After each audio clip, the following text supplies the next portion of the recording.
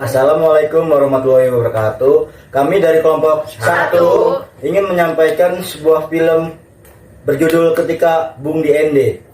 Sebelum kami memulai diskusi kami akan memperkenalkan diri kami masing-masing. Perkenalkan, nama saya Kiani Nathanael Sipayung, nomor urut 10. Saya Mausa Hamdallah. Saya Muhammad Adrian Indra Wijaya. Saya Farah Safa Amalia. Saya Mevin India Pramudita. Saya Japira Asna. Saya Salsa Sadiarta.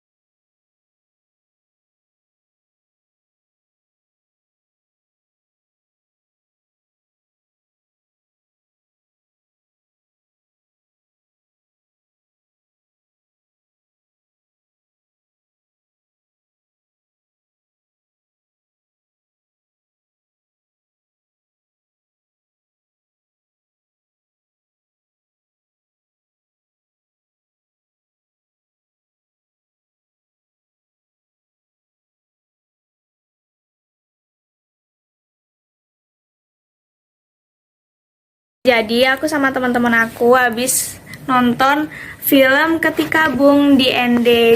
Guys, gimana nih tanggapan kalian habis lihat film Ketika Bung Diende?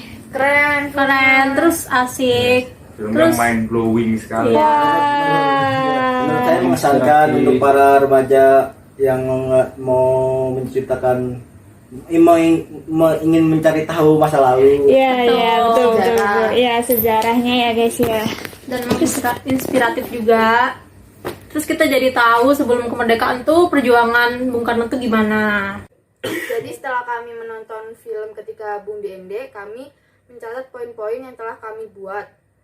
Jadi yang pertama poin-poinnya yaitu Ya, jadi pertama soal strategi Soekarno keluar dari kekangan penguasa kolonial dan kemudian berhasil membangun panggung gerakan di ND. Kedua, ada banyak pesan atau nilai-nilai yang mengalir deras melalui dialog-dialog di film KBDE yang berguna bagi bangsa kita saat ini. Soal strategi Soekarno cukup brilian di tengah kontrol ketat kolonial, juga kondisi sosial masyarakat yang agak acuh. Soekarno tetap berhasil menciptakan sebuah panggung politik. Saya kira ini nilai seorang pejuang politik. Untuk menciptakan panggung gerakan, Soekarno menempuh beberapa langkah. Pertama, ia mengadakan pengajian rutin di rumahnya. Dengan cara ini, Soekarno berhasil mengumpulkan orang. Tak hanya itu, cara itu juga pelan-pelan memangkas jarak yang diciptakan kolonial untuk memisahkan dirinya dengan massa di sekitarnya.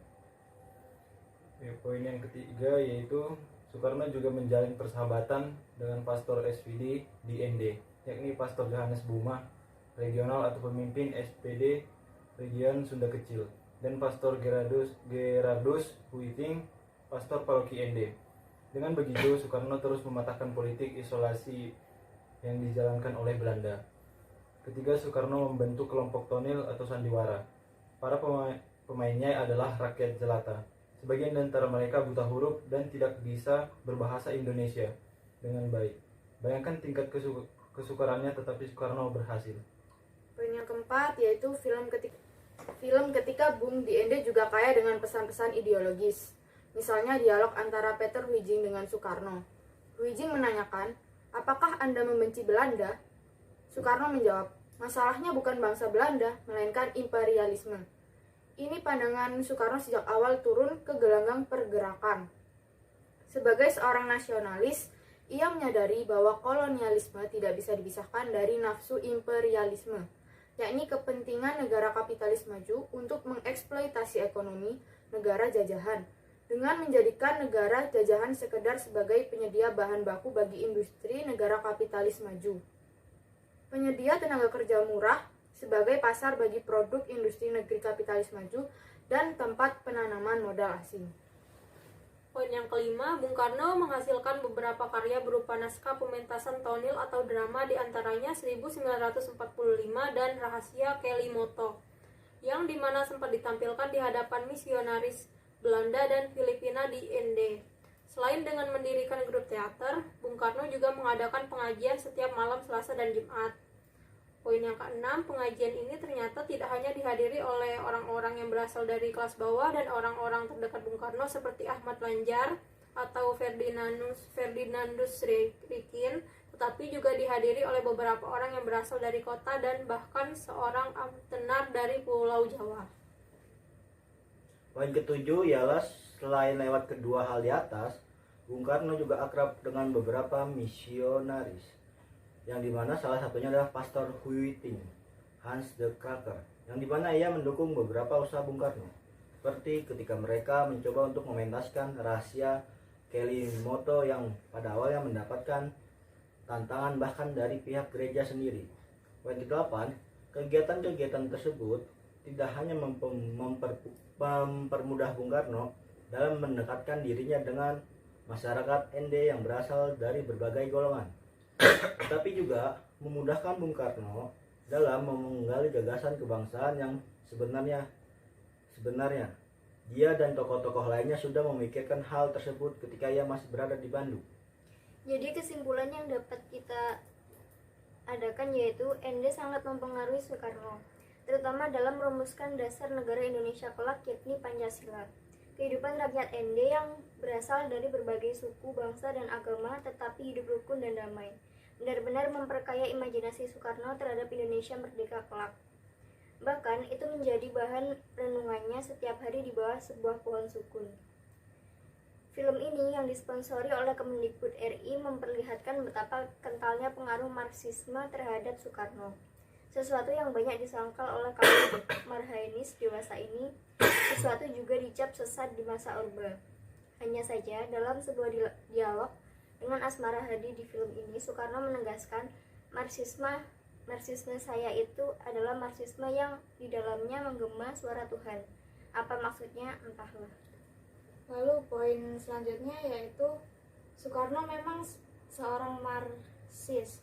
Iya. Jadi poin yang selanjutnya yaitu Soekarno memang seorang Marxis. Ia terpengaruhi Marxisme sejak belia hingga matinya. Dan Soekarno berkali-kali mengakui bahwa teori Marxisme merupakan teori yang paling kompeten untuk memecahkan soal sejarah politik dan sosial kemasyarakatan. Dan karena Marxisme pula nasionalisme, Soekarno menentang fasisme dan chauvinisme, tetapi sangat dekat dengan cita-cita demokrasi dan keadilan sosial. Nilai persatuan telah hadir di wilayah Indonesia bagian timur karena dengan perjuangan Soekarno yang berada di ND. Sekian dari kelompok kami, kurang lebihnya mohon dimaafkan. Wassalamualaikum warahmatullahi